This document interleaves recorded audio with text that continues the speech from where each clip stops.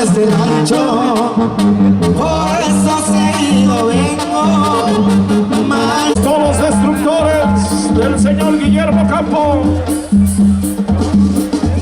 la leyenda viviente del jaripeo ranchero. Vamos a ver mi huiquito fierro, hijo la chica, y lo tenemos. Vaya reparo, vaya salida.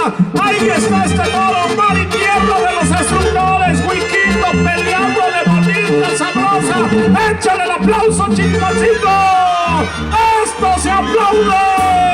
Que se presta la raza. Sí, señorita, huiquito. ¡Épale, huiquito, chicos! ¡Órale!